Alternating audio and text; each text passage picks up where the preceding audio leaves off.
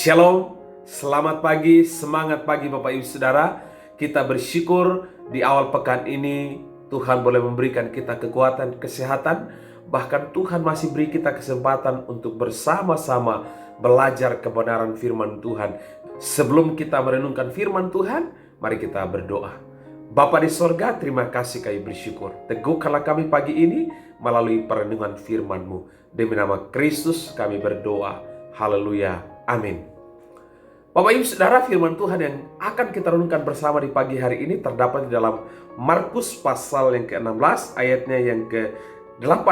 Markus pasal yang ke-16 ayat yang ke-8, bagian yang terakhir saya akan membacakan buat Bapak Ibu Saudara. Sesudah itu Yesus sendiri dengan perantaraan murid-muridnya memberitakan dari timur ke barat berita yang kudus dan tak terbinasakan tentang keselamatan yang kekal. Sesudah itu, Yesus sendiri dengan perantaraan murid-muridnya memberitakan dari timur ke barat berita yang kudus dan tak terbinasakan tentang keselamatan yang kekal. Bapak Ibu Saudara kasih oleh Tuhan, dalam perenungan pagi hari ini, saya mengajak saudara untuk merenungkan satu tema tentang harus beritakan. Harus beritakan. Apa yang kita perlu beritakan Bapak Ibu Saudara? Kalau kita perhatikan hari-hari ini, ketika kita mendengar bencana alam di mana-mana, kita akan mendapatkan informasi, kita akan mendapatkan berita-berita yang cukup akurat, baik melalui media, melalui Facebook, melalui media-media yang lain. Bapak Ibu Saudara, kita begitu cepat mendapatkan informasi yang akurat tentang bencana alam, tentang berbagai macam peristiwa yang terjadi. Nah Bapak Ibu Saudara, di pagi hari ini, sebelum kita bekerja, sebelum kita berusaha, mari kita merenungkan satu hal, yaitu kita harus beritakan. Apa yang kita beritakan? Berita tentang hidup yang kekal. Nah, kenapa kita perlu beritakan tentang hidup yang kekal? Karena berita tentang hidup yang kekal itu adalah berita yang kudus, berita yang suci, berita yang membawa keselamatan, berita yang membawa pada kehidupan yang kekal. Bapak Ibu Saudara, di ayat ini jelas sekali mengatakan, murid-murid yang telah percaya kepada Kristus, murid-murid yang telah melihat, menyaksikan kebangkitan Kristus, mereka pergi ke timur, ke barat, mereka memberitakan kepada semua orang tentang siapakah Kristus yang telah bangkit itu. Bapak Ibu Saudara, berita kebangkitan itu tidak bisa ditahan di dalam diri murid-murid. Berita tentang kebangkitan Kristus itu membuat murid-murid itu pergi untuk memberitakan. Sekalipun ada tantangan, ada ancaman, ada risiko yang mereka tanggung, tetapi mereka pergi untuk memberitakan kabar tentang hidup yang kekal. Bapak Ibu Saudara kasih oleh Tuhan, apa yang kita cari di dunia ini? Banyak orang yang mencari harta, mencari kekayaan, mencari hal-hal yang duniawi. Tetapi itu akan fana semuanya, akan berakhir semuanya. Tetapi orang lupa bahwa sesungguhnya di balik kehidupan ini ada sesuatu yang kekal.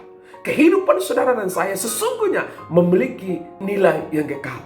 Nah oleh karena itu Bapak Ibu Saudara dikasih oleh Tuhan, Anda dan saya yang sudah percaya kepada Kristus, Anda dan saya yang sudah menerima anugerah di dalam Yesus Kristus, Anda dan saya yang sudah menyaksikan peristiwa kebangkitan Kristus, yang sudah mengalami kuasa kebangkitan Kristus, seharusnya kita harus pergi memberitakan kebangkitan Kristus kepada banyak orang.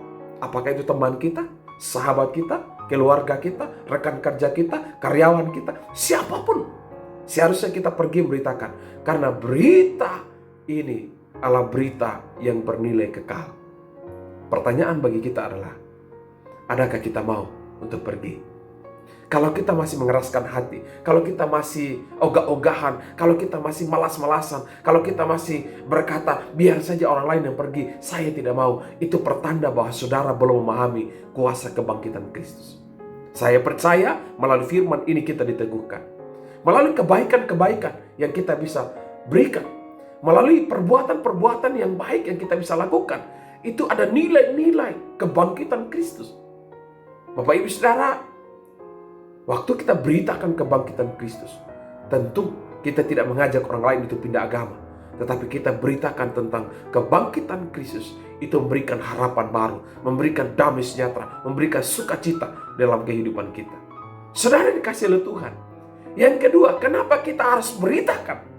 Karena isi berita ini tidak hanya berita yang kudus, tetapi berita yang tidak terbinasakan. Bapak Ibu Saudara kekasih dalam Kristus, berita-berita yang kita dengar di hari-hari ini itu cepat berlalu. Karena pemulihan segera berangsur. Tapi Bapak Ibu Saudara, berita tentang hidup yang kekal itu berita yang tidak terbinasakan. Berita yang tidak terbinasakan. Kenapa Bapak Ibu Saudara? Kita semua pasti pingin masuk surga, bukan? Kita semua pingin supaya setelah kita meninggal kita mau masuk surga. Semua orang mengharapkan demikian. Kenapa? Kita punya tujuan yang sama sebenarnya, yaitu surga yang kekal, hidup yang kekal, abadi selamanya. Tetapi bagaimana caranya? Tentu bukan dengan cara kita, bukan dengan usaha kita, bukan dengan kerja keras kita, tetapi dengan cara, yaitu percaya kepada Kristus yang telah bangkit mengalahkan maut, mengalahkan setan, mengalahkan neraka.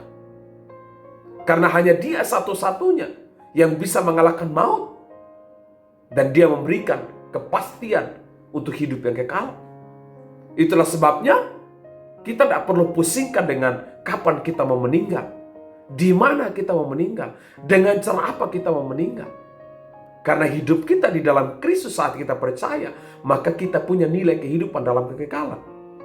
Bapak Ibu Saudara, masalah kapan itu masalah waktu. Kapan kita meninggal, kita nggak tahu.